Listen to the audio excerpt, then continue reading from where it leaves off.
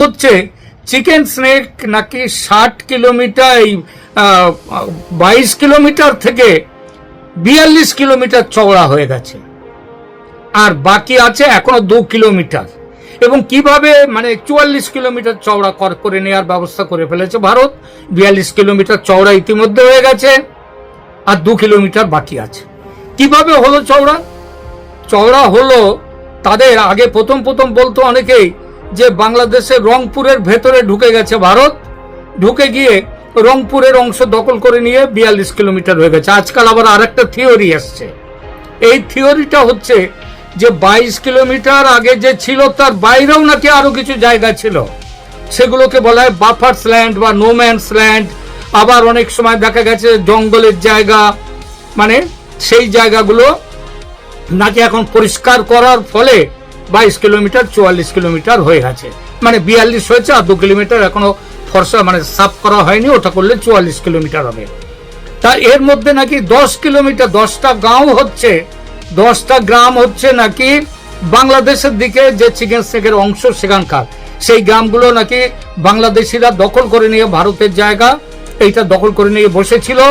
ভারতের বিএসএফ এখন এই জায়গা দেখছে না, ভারত সরকার এই জায়গাটাকে তুলে দিয়েছে আর্মির কাছে, ভারতের সেনার কাছে, এবং সেনা নাকি জায়গাগুলো একেবারে খালি করে ফেলেছে, ফলে কিছু বেড়ে গেছে ওদিকে। আজকে যে বিষয়টি নিয়ে কথা বলবো সেটা হচ্ছে শিলিগুড়ি করিডোর বা চিকেন স্নেক বলে যার পরিচিতি। এই পরিচিতিটা অবশ্য খুব বেশি দিন আগের নয়।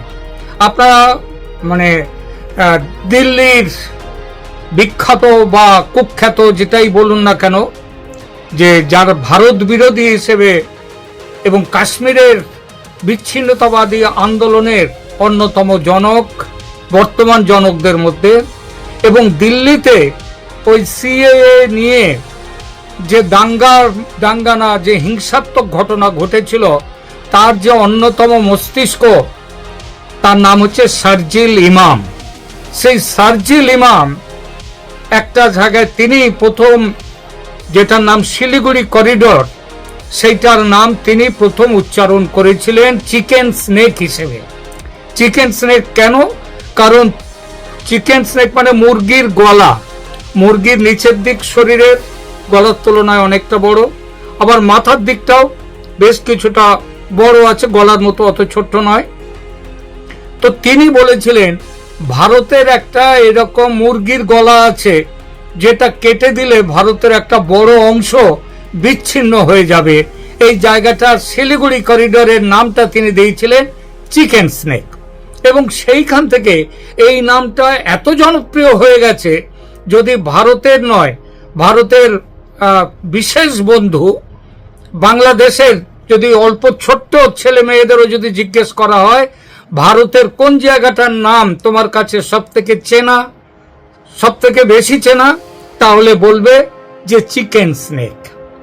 তো এই চিকেন স্নেক নিয়ে আজকের একটু ছোট্ট আলোচনা করব। আলোচনাটা এই জন্যেই, শারজিল ইমাম বলেছিলেন চিকেন স্নেকের চওড়া হচ্ছে, গলাটা চওড়া হচ্ছে মাত্র 22 কিলোমিটার, 20 থেকে 22 কিলোমিটার, কিছু কিছু জায়গা 22-এরও কম, 20 থেকে 22।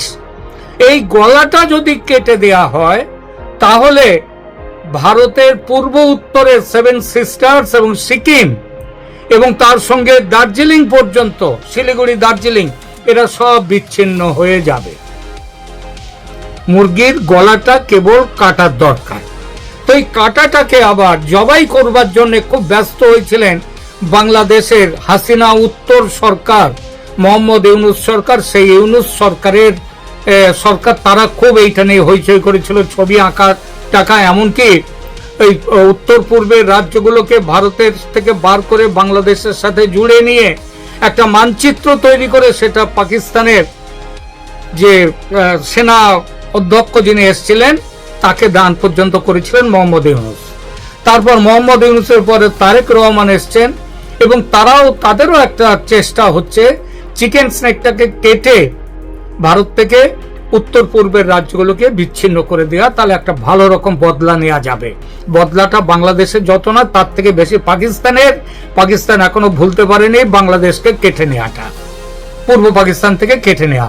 তো শারজিল ইমাম এই বিষয়ে যে কথাগুলো বলেছিলেন তার মধ্যে উনি যুক্ত করেছিলেন একটা কথা, সেটা হচ্ছে এই 20 থেকে 22 কিলোমিটার চওড়া এই গলাটা কেটে ফেলা খুব সহজ, আর সেই থেকে চারদিকে রটে গেছে চিকেন স্নেকের চওড়া হচ্ছে 20 থেকে 22 কিলোমিটার, লম্বা কত, দৈর্ঘ্যে 60 কিলোমিটার, কিন্তু চওড়া 20-22 কিলোমিটার, মানে যেটা খুবই সামান্য একটা দেশের পক্ষে। অতএব এটা কেটে দেওয়ার চেষ্টা হোক। এবং লোকের মাথায়ও ঢুকে গেছে চিকেন স্নেক লম্বা 60 কিলোমিটার, চওড়া 22 কিলোমিটার, 22-এরও কম। তো এই খবরের ওপরে আজকাল দেখতে পাচ্ছি ওয়েস্ট বেঙ্গল বলবো না, ইন্ডিয়ার, ভারতে পশ্চিমবঙ্গেরও আছে 2-4টে আছে, তারা এই চিকেন স্নেক নিয়ে একটা কথা বলছে, সেটা হচ্ছে চিকেন স্নেক নাকি 60 কিলোমিটার, এই 22 কিলোমিটার থেকে 42 কিলোমিটার চওড়া হয়ে গেছে, আর বাকি আছে এখনো 2 কিলোমিটার। এবং কিভাবে মানে 44 কিলোমিটার চওড়া করে নেওয়ার ব্যবস্থা করে ফেলেছে ভারত। 42 কিলোমিটার চওড়া ইতিমধ্যে হয়ে গেছে, আর 2 কিলোমিটার বাকি আছে।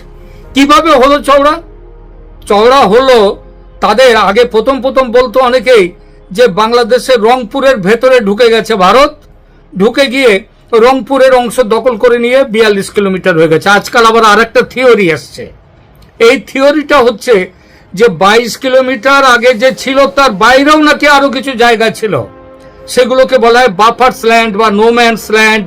আবার অনেক সময় দেখা গেছে জঙ্গলের জায়গা, মানে সেই জায়গাগুলো নাকি এখন পরিষ্কার করার ফলে 22 কিলোমিটার 44 কিলোমিটার হয়ে গেছে, মানে 42 হয়েছে, আর 2 কিলোমিটার এখনো ফর্সা মানে সাফ করা হয়নি, ওটা করলে 44 কিলোমিটার হবে।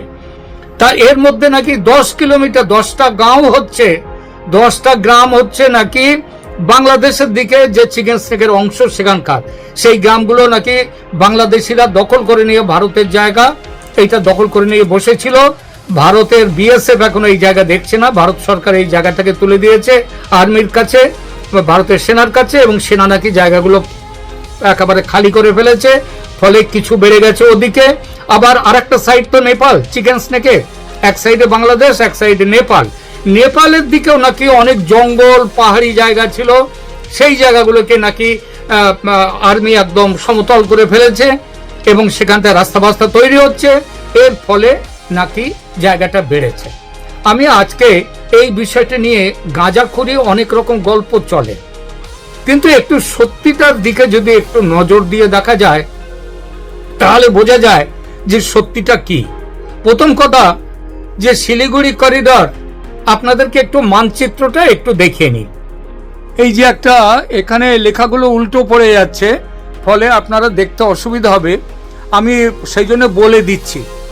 এই হচ্ছে চিকেন স্নেকের জায়গাটা, এই যে জায়গাটা, এইটা হচ্ছে চিকেন স্নেক। এই চিকেন স্নেকের একদম ওপরের যে জায়গাটা আছে সেই জায়গাটার নাম হচ্ছে, এই যে দেখছেন একদম ওপরের যে জায়গাটা, এটা হচ্ছে সেবক, তার নিচে আসছে জলপাইগুড়ি, তার নিচে শিলিগুড়ি, তার নিচে বাগডোগরা, তারও নিচে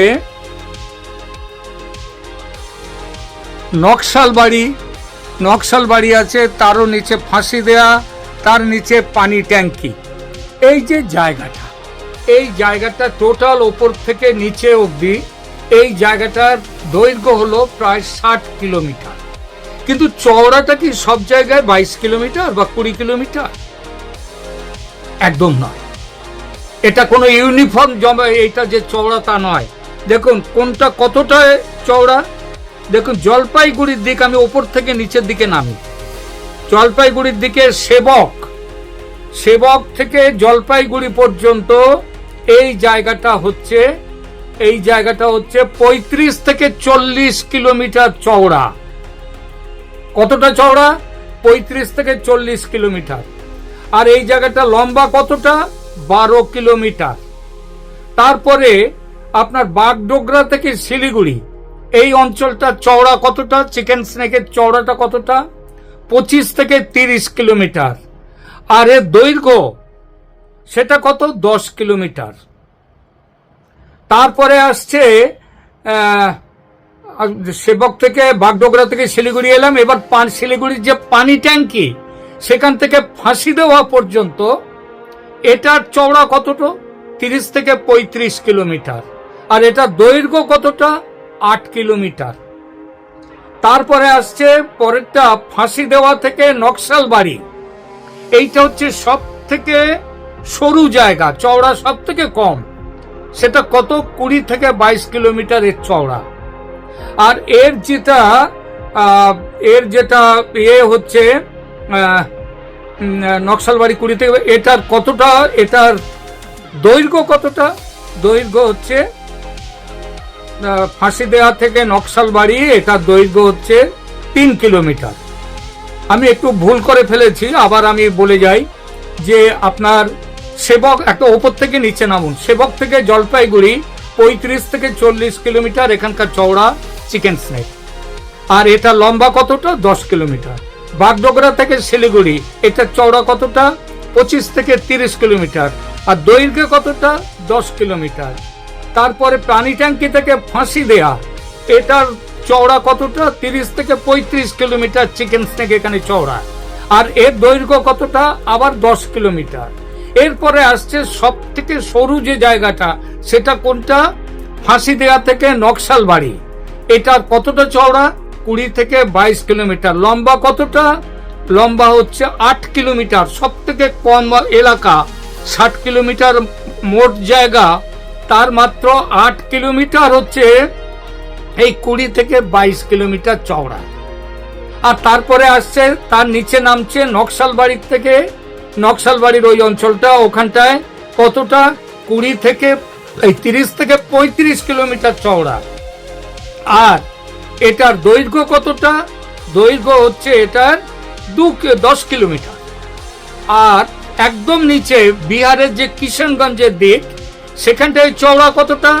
38 থেকে 42 কিলোমিটার চওড়া। তাহলে এইবার আপনি বলুন, 60 কিলোমিটারের মধ্যে যে মোট দৈর্ঘ্য, তার মধ্যে বেশিরভাগ জায়গা মানে 35 থেকে 30 থেকে যদি 42 কিলোমিটার অবধি যদি আমি ধরি, তাহলে মাত্র 8 কিলোমিটার ছাড়া, মানে 52 কিলোমিটার দৈর্ঘ্য চিকেন স্নেকের, সেটা 30 থেকে 42 কিলোমিটার চওড়া। আর গল্পটা কি চলে বাজারে? 22 কিলোমিটার চওড়া, যেন এখানে মেপে জোকে 22 কিলোমিটার করে দেখানো হয়েছে। তো এই হচ্ছে গল্পটা। এইবার কি করেছে? হ্যাঁ, কিছুটা এলাকা সেখানে বাংলাদেশিরা তারা এসে দখল করে তারা বসেছিল, তাদেরকে সেখানে আর্মি মেরে তাড়িয়ে দিয়েছে, তারা জায়গাটা ফাঁকা। আবার নেপালের দিকের যে অংশটা, বেশ কিছুটা জঙ্গল ছিল, সেই জঙ্গলটা সাফা হয়ে গেছে। এর ফলে আগে যেটা খালি জায়গা যেমন ছিল, যেটা রাস্তা, সেইটা আরো প্রশস্ত হয়ে গেছে। তার জন্য বাজারে এত গল্প আসছে। তাহলে কি দেখা গেল? দেখা গেল বাংলাদেশ থেকে 1 ইঞ্চি জমি ভারত নেয়নি। আবার ওদিকে নেপালের দিক থেকেও 1 ইঞ্চি জমি ভারত তার নিজের মধ্যে নেয়নি।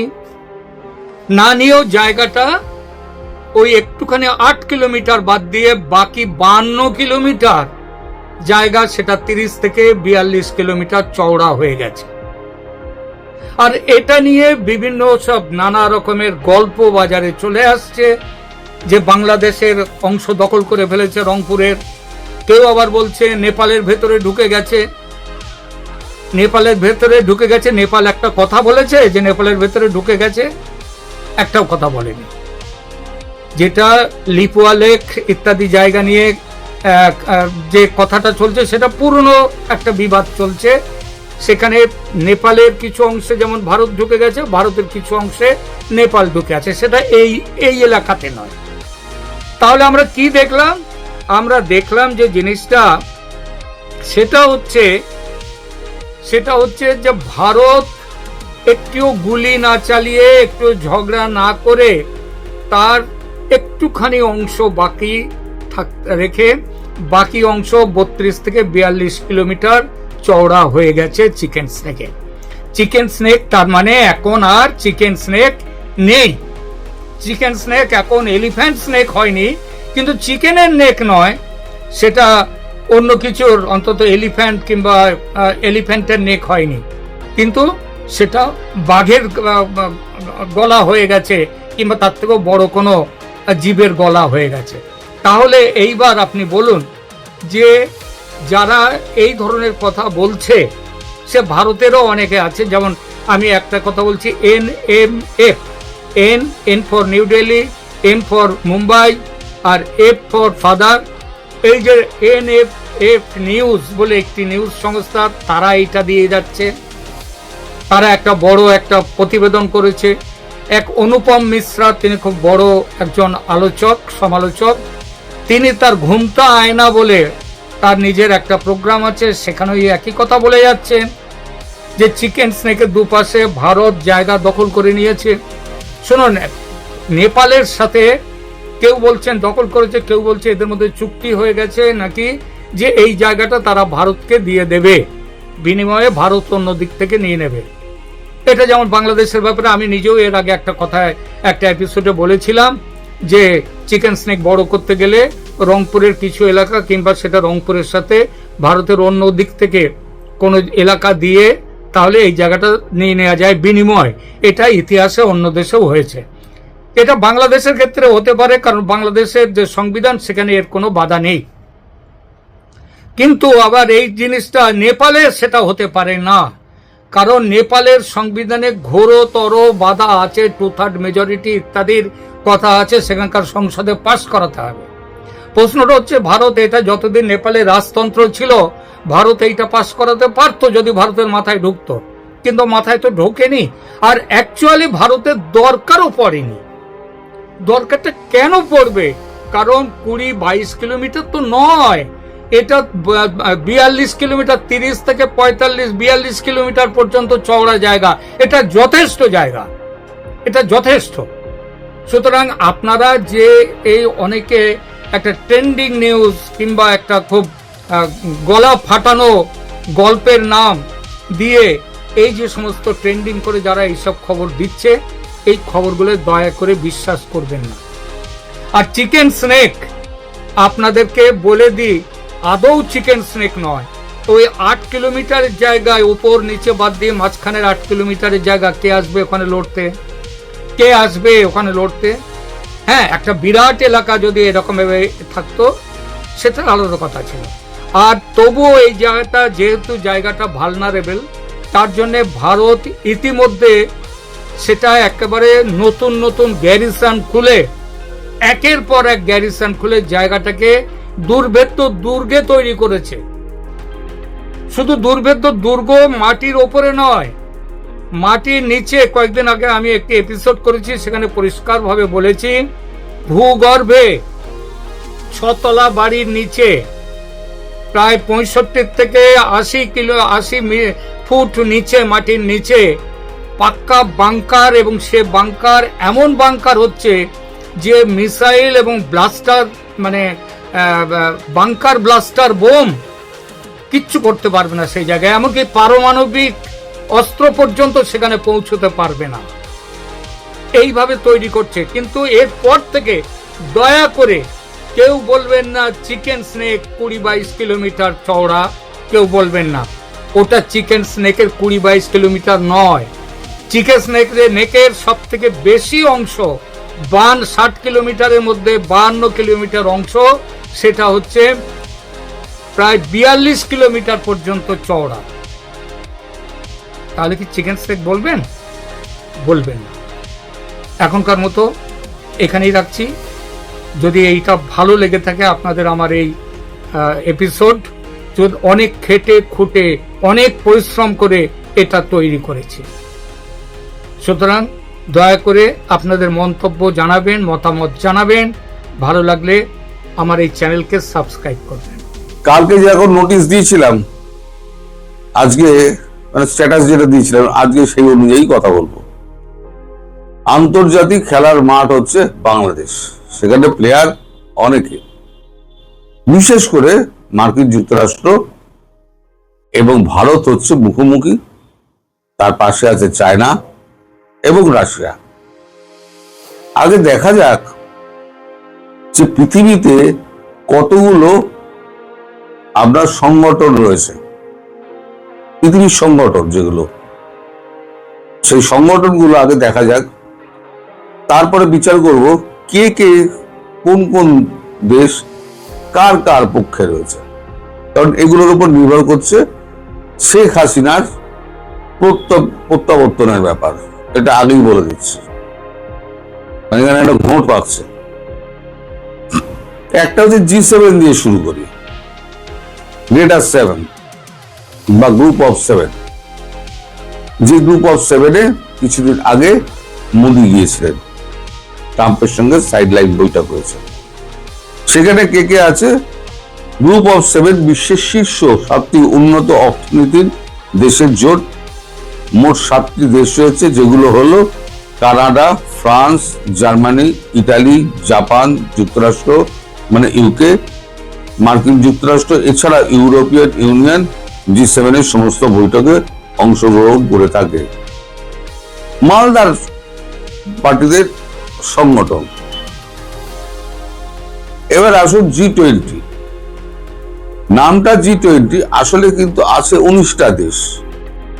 কারা কারা রয়েছে? Argentina, Australia, Brazil, Canada, China, France, Germany, India, Italy, Japan, Mexico, Russia, Saudi Arabia, south Africa, south Korea, turkey, United kingdom, United states. এছাড়া আরো দুটো দেশ রয়েছে যারা এখানে অন্তর্ভুক্ত নেই, তারা হচ্ছে বাইরে থেকে তারা আসে। তারা হচ্ছে, এক হচ্ছে ইউরোপিয়ান ইউনিয়ন, আর হচ্ছে আফ্রিকান ইউনিয়ন। টোটাল 19 আর দিয়ে 21, কিন্তু নামটা G20 হয়ে গেছে। এই যে গোল গোল দাগ দেওয়া রয়েছে, এই যে অস্ট্রেলিয়ার প্রধানমন্ত্রীর সঙ্গে ট্রাম্পের সম্পর্ক ভালো না। ব্রাজিলের সঙ্গে সম্পর্ক ভালো নয়। ব্রাজিল হচ্ছে আপনার ব্রিক্সের মধ্যে। কানাডার সঙ্গে তো সম্পর্ক আগেই আপনারা জানেন, কানাডা দখল করে নেবো বলেছিল প্রেসিডেন্ট। চায়নার সঙ্গে তো আদায় কাজ করার সম্পর্ক। ফ্রান্সের সঙ্গেও তাই। ফ্রান্সের প্রধান প্রেসিডেন্ট ইমানুয়েল ম্যাক্রোকে বলেছিলেন যে ওর বউ তোকে পেটায়। আচ্ছা, জার্মানির সঙ্গেও আদায় কাজ করার সম্পর্ক। ভারতের কথা তো ছেড়েই দিন, আপনারা সবাই জানেন। আমি গোল গোল দাগগুলো দেওয়া বলছি। ইতালি নিরপেক্ষ। এই ইতালি কিন্তু আপনার জর্জিয়া মেলোনি, গোল দাগটা দেওয়া হয়নি। ইতালি কিন্তু ভারতের পক্ষে, জর্জিয়া মেলোনি। জাপান ভারতের পক্ষে। মেক্সিকো, তার সঙ্গে গন্ডগোল। জাপানের সঙ্গে গন্ডগোল কেন? জাপানের প্রধানমন্ত্রীকে হোয়াইট হাউসে ডেকে নিয়ে গিয়ে উনি মনে করে দিয়েছিলেন প্রথম বিশ্বযুদ্ধে কিন্তু আমরা প্রথমে অ্যাটম বোমাটা ফেলেছিলাম, এটা মনে রেখে দেবেন, সুতরাং ঠিকঠাক থাকুন, ধমকি দিয়েছিলেন। মেক্সিকোর সঙ্গে গন্ডগোল নিয়ে গিয়ে মেক্সিকোর সঙ্গে ওই আপনার বর্ডার ইস্যু এবং ড্রাগ, এই নিয়ে একটা ঝামেলা। রাশিয়া তো বরাবরই বাইরে। সৌদি আরবিয়া মার খেতে খেতে সৌদি আরবিয়া এখন বিপক্ষে চলে গিয়েছে। এখন $2 ইশারের দিকে যাচ্ছে তারা, মানে পেট্রো ডলার তারা রাখবে না। কালকেই বলেছিলাম না, ওআইসি বলেছে পেট্রো ডলার রাখবে না। সাউথ আফ্রিকা ব্রিক্সের মধ্যে। সাউথ কোরিয়া আমেরিকার পক্ষে। সাউথ কোরিয়া আমেরিকার পক্ষে এই কারণে, কারণ উল্টো দিকে রয়েছে নর্থ কোরিয়া। কিম জং উন একটা পাগল, তিনি রয়েছেন যখন তখন মানে পরমাণু বোমা মারে বলে, তার জন্য সাউথ কোরিয়া আমেরিকার হয়ে রয়েছে। ইউনাইটেড কিংডম, স্টারমারের সঙ্গে সম্পর্ক ভালো নয়। যখন ইউরোপিয়ান ইউনিয়নের প্রতিনিধি দল যখন এই ইউরোপিয়ান ইউনিয়নকে ডেকে পাঠালেন হোয়াইট হাউসে, সবাই মিলে গেলেন, সেখানে চূড়ান্ত অপমানিত হলেন সবাই। আপনার সেই ছবির কথা মনে আছে। সুতরাং ইউনাইটেড কিংডম একদিন তো ব্রেক্সিট করে বেরিয়ে এসছে, তারপর ইউনাইটেড কিংডম আর ওর মধ্যে মানে আমেরিকার সঙ্গে কোনোভাবেই সম্পর্ক ভালো রাখে না। আর রইল ইউনাইটেড স্টেটস। এই হচ্ছে আপনার দেশগুলো। এর বাইরে রয়েছে ইউরোপিয়ান ইউনিয়ন এবং আফ্রিকান যে ইউনিয়ন। তবে মোদিজি কি করেছেন, মোদিজি সমস্ত আফ্রিকান কান্ট্রিগুলোতে, ল্যাটিন আমেরিকা, আফ্রিকান কান্ট্রিগুলোতে ঘুরছেন। আপনাদের মনে আছে পাপুয়া গিনিতে উনি গেছিলেন, পাপুয়া গিনির প্রেসিডেন্ট ওনার পা ছুঁয়ে প্রণাম করেছিলেন এবং সাদর অভ্যর্থনা করেছিলেন। সম্প্রতি 29-30 দুদিন তিনি সেশেলস ঘুরে এলেন। এই সেশেলস হলো পূর্ব আফ্রিকার মূল ভূখণ্ডের পূর্বে মাদাগাস্কার উত্তর পূর্ব ভারতের বঙ্গোপসাগরে অবস্থিত একটি ক্ষুদ্রতম রাষ্ট্র। এটি প্রায় 115টি দ্বীপের সমন্বয়ে গঠিত। এর রাজধানী হচ্ছে বৃহত্তম শহর ভিক্টোরিয়া, যা দেশের প্রধান দ্বীপ মাহেতে অবস্থিত। সেশেলসের ভৌগোলিক অবস্থান সম্পর্কে নিচে দেওয়া হলো। সেশেলস নিরক্ষরেখার সামান্য দক্ষিণে 4 ডিগ্রি থেকে 11 ডিগ্রি দক্ষিণে, 4 ডিগ্রি থেকে 11 ডিগ্রি দক্ষিণে, আর দক্ষিণ অক্ষাংশ হচ্ছে 46 ডিগ্রি থেকে 56 ডিগ্রির মধ্যখানে। এই জায়গাটা হচ্ছে গিয়ে আপনার সেশেলস। সেশেলস ঘুরে এলেন, তার মানে আফ্রিকান ইউনিয়ন, পাপুয়া গিনি, সেশেলস, যারা হচ্ছে আফ্রিকার যত আপনার শক্তিধর রাষ্ট্র, যদিও দুর্বল, তাদের মধ্যেও তো কারো কারো শক্তি একটু বেশি, এবং তাদেরকেও দেখে না। এতদিন কারোর দেখতো না, কেউ দেখতো না। ভারত কিন্তু প্রথম বলেছিল যে আমরা গ্লোবাল সাউথের কণ্ঠস্বর হয়ে দাঁড়াবো, যাদের কথা কেউ বলে না। ফলে সবাই এখন মোদির দিকে ঝুঁকেছে। এখন এদিকে রইল তারা ব্রিক্স আর হচ্ছে RIC। ওদিকে 3টে হয়ে গেল, G7 হয়ে গেল, G20 হয়ে গেল, আর এটা হচ্ছে আপনার ইউরোপিয়ান ইউনিয়নের কথা তাই বলেই দিলাম। এদিকে রইল আপনার ব্রিক্স আর সাউথ RIC। তাহলে আপনি বলুন, এইখানে ইটালি, আপনার অস্ট্রেলিয়া, বিশ্বের মধ্যে যারা রয়েছে, ইটালি চলে আসবে, ফ্রান্স চলে আসবে, কারণ এদের কারোর সঙ্গে সম্পর্ক ভালো নয়। জার্মানি চলে আসবে, কারণ জার্মানি অলরেডি সমস্ত টেকনোলজি এগুলো ট্রান্সফার করতে শুরু করে দিয়েছে। এই যে টোটাল যে গেমটা হচ্ছে না, এই টোটাল গেমটা মোদিজি ঘুরে ঘুরে ঘুরে ঘুরে একটা জিনিস তৈরি করছেন, সেটা হচ্ছে একটা, মানে কি বলবো এটাকে আপনাকে, মানে সঠিক বাংলায় যদি ব্যাখ্যা করতে হয়, বলা যায় একটা সংযুক্ত একটা শক্তি, যেখানে ভারতবর্ষের সিদ্ধান্তের পাশে সবাই দাঁড়াবে। এই যে বাংলাদেশ প্রসঙ্গে সবাই জানে যে আমেরিকা প্রথমে অস্থির করে সুস্থির রাষ্ট্রকে। আপনি সারা পৃথিবী দেখুন, যেখানে যেখানে গন্ডগোল হয়েছে, এই ইরাক থেকে সিরিয়া পর্যন্ত, সর্বত্র লাস্ট আফগানিস্তান, লাস্টে ভিয়েতনাম যুদ্ধে হেরে ফিরে এলো। আফগানিস্তানও শেষটাও তাই, যুদ্ধে হেরে ফিরে এলো, বিলিয়নস অফ রুপিস খরচা করার পরে। কিন্তু এখন যা অবস্থা, আমেরিকাকে আর কেউ বিশ্বাস করে না। আমেরিকার সৎ উদ্দেশ্য থাকলেও কেউ কিন্তু বিশ্বাস করবে না। এবার আসি শেখ হাসিনার প্রশ্ন। ভারত কি করছে? ভারত করছে যে এই সমস্ত রাষ্ট্রগুলোকে এক করছে, দিয়ে এবার ইউনাইটেড নেশনস চিঠি পাঠাবে যে বৈধ প্রধানমন্ত্রী, তাকে করা হয়েছে, বিতাড়িত করা হয়েছে, এবং সেখানে ক্ষমতা দখল করে রয়েছে কিছু মৌলবাদী সংগঠন। বড় বড় দেশগুলো আছে, ক্ষমতাবান দেশগুলো আছে, যেখানে জার্মানি, ইটালি, ফ্রান্সের মতো দেশ আছে, ভারত, রাশিয়ার মতো দেশ আছে। যারা যারা রয়েছে তারা সবাই কিন্তু ভারতের পক্ষেই দাঁড়াবে এবং বাংলাদেশে শেখ হাসিনার পক্ষেই দাঁড়াবে। এবার যখন ইউনাইটেড নেশনস সিকিউরিটি কাউন্সিল থেকে যখন অর্ডার বেরিয়ে আসবে, তখন ভারতের পক্ষে কাজটা সহজ হয়ে যাবে, বিশ্বের পক্ষে কাজটা সহজ হয়ে যাবে। বিশ্বের একটা এমন চাপ সৃষ্টি হবে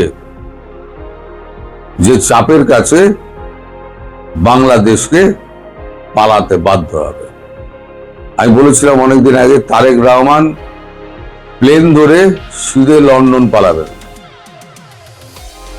দেশের মধ্যে যা পরিস্থিতি হচ্ছে, তারেক রহমান শিগগির প্লেন ধরে দেখবেন কোন দিন ভোরবেলা লন্ডন পাড়ি দিয়েছেন, সেখান থেকে তিনি ওই আপনার রেজিস্ট্রেশন পেপার পাঠিয়ে দেবেন যে আমি আর এই দেশের প্রধানমন্ত্রী নেই, দেখে নেবেন।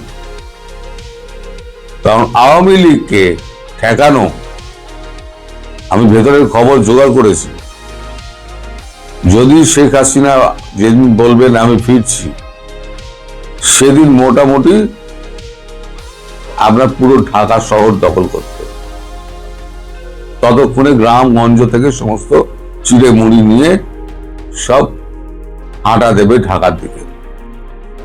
যদি প্লেনে যান, আমি যা শুনেছি, যদি প্লেনে যান, তাহলে ওখান থেকে ওনার বাড়ি গিয়ে পৌঁছাতে লাগবে অন্তত 8 ঘন্টা থেকে 10 ঘন্টা। আর যদি বাই রোড যান, তাহলে অন্তত 3 দিন লাগবে।